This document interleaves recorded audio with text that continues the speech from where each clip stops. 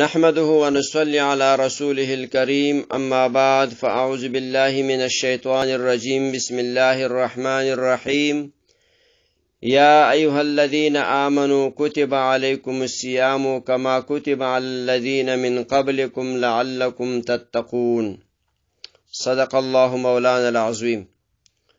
زما د حنفی کاروان دیوبندی مسلک مینوالو او عام مسلمانانو ورونو السلام علیکم ورحمت الله وبرکاتہ.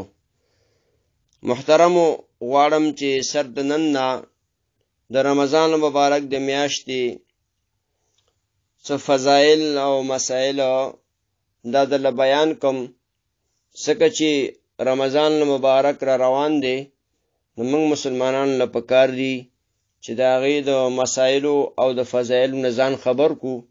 ځکه مسله دا د محترم مسلمانانو ورونو چې چا باندې مونځ فرض وي نو په هغه باندې د هغه مسایل زده کول هم فرض دي، چا باندې زکات فرض دي د هغې مسایل هم په زده کول فرض دي، لازم دي، او چا باندې چې روژه فرض وي د هغې مسایل ضروري مسایل زده کول هم په فرض وي، په لازم وي.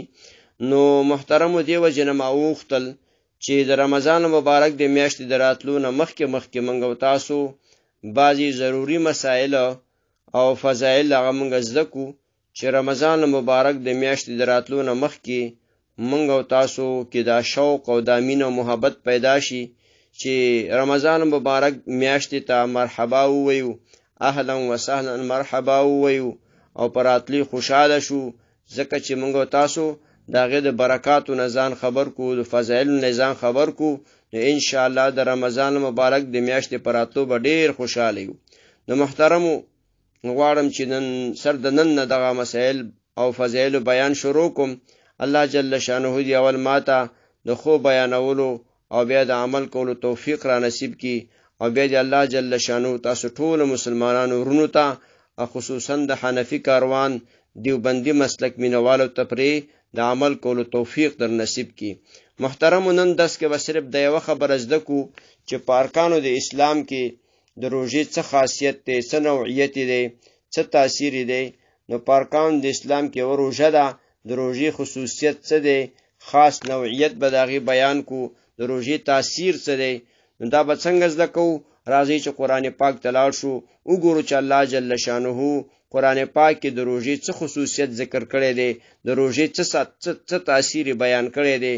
محترمو دا کوم آیات چې ما ستاسو وړاندې ولوستلو سورت بقره آیات دی، ځکه الله جل شانه فرمایي یا ایها الذین آمنو، یا هغه کسانو ستاسو ایمان راوړی دی، کتب علیکم الصیام، په تاسو باندې روژه فرض کړی شوې ده، کما کتب علی الذین من قبلکم، لکه څنګه چې مخکې ستاسو په نورو امتونو باندې فرض کړی شوې وه، لعلکم تتقون، دا دې دپاره چې په تاسو کې تقوا پیدا شي. نو محترم وګورئ الله جل شانو قرآن پاک کې وفرمیل چې دا روژه مې په تاسو دې دپاره فرض کړې ده چې په تاسو کې تقوا پرهیزګاري راشي. دا روژه دې دپاره فرض شوې. د روژې خاص تاثیر، نوعیت، خصوصیت دغه دی چې په موږ مسلمانانو کې تقوا پیدا شي، پرهیزګاري پیدا شي.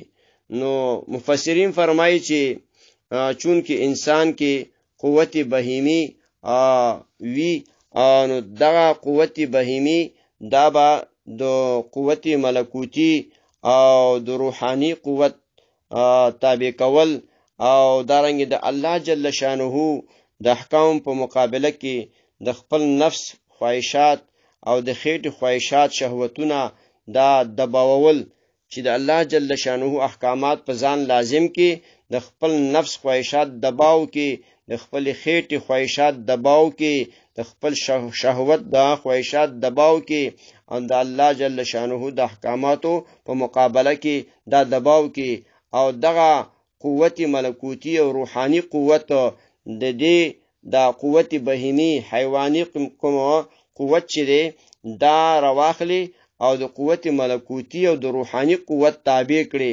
نو د دې د روژې دغه تاثیر دی چې په موږ او تاسو کې تقوا راشي او موږ دغه کارونه وکړو چې د خپل نفس خواهشات، د خپل خېټې خواهشات، د خپل شهوات او خواهشات چې کوم شهوتونه د شهوت کوم تقاضی دي دا منګه دباو کو د الله په د احکام په مقابل کې دا منګه دباو کو د خاص عادت ځان کې پیدا کو.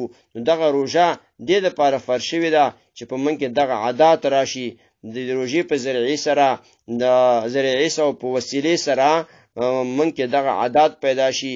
د خپل خواهشات دباو کو، د خپل د خېټې خواهشات دباو کو، د شهوتونو چې کوم تقاضی دي هغه دباو کو او د الله په احکاماتو عمل وکړو. د دې وجه نه محترمو په مخکې امتونو باندې هم روزه فرض وه.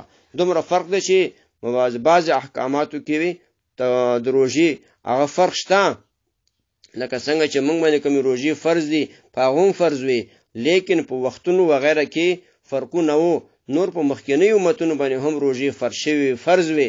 نو دا محترمو د انسانانو لپاره دا روزه چې ده دا د تقوا ذریعه ده، د فرزګاری ذریعه ده. نو د دې خاص تاثیر دغه دی چې موږ د خپل نفس خواهشات دباو کو، ځان د ګناهونو نه بچ کو. نو دې لپاره موږ باندې دا روزه فرض شوې ده. نو محترم مسلمانانو ورونو، نن درس کې موږ صرف د یوه خبره زده کړه، صرف یوه خبره چې یو مسلمان ته دا خبره زده وي، خلاصه زده کوي. یو مسلمان ته دا یو خبره زده وي چې ما باندې الله دا روزه ولې فرض کړې ده، روزه را باندې ولې فرض کړې ده، د دې څه خصوصیت دی، څه تاثیر دی، څه نوعیت دی.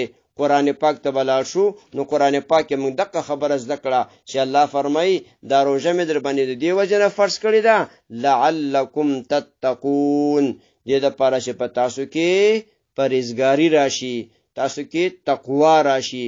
او محترم مسلمانانو ورونو، تقوا پرهیزګاري دې ته وایي چې د هغه اعمالونه هغه افعالونه ځان بچ کی چې پاغي الله خپکیږي او هغه کارونه وکړي چې الله په خوشحاليږي. دا تقوا ده، بس دا پرهیزګاري ده. د تقوا او پرهیزګاري ویلې شي.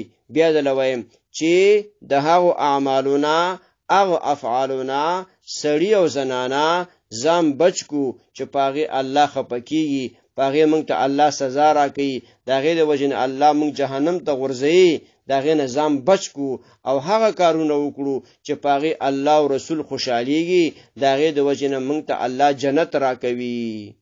نو دا دې ته وی تقوا، دې ته وی پرهیزګاری. نو دې وجنه دا روزه فرض شوې ده چې په موږ او تاسو کې تقوا او پرهیزګاری راشي. نو محترمو، دا شنن درس او دا یو خبرم پکې زده کړه چې د روزي خصوصیت او تاثیر څه دی. الله جل شانه دې موږ او تاسو ته د عمل کولو توفیق را نصیب کړي او الله دې دا توفیق موږ او تاسو ته را نصیب کړي چې دا میسجونه په غور سره اورو او نور مسلمانانو ورونو ته هم الیګو. وما علینا الا البلاغ.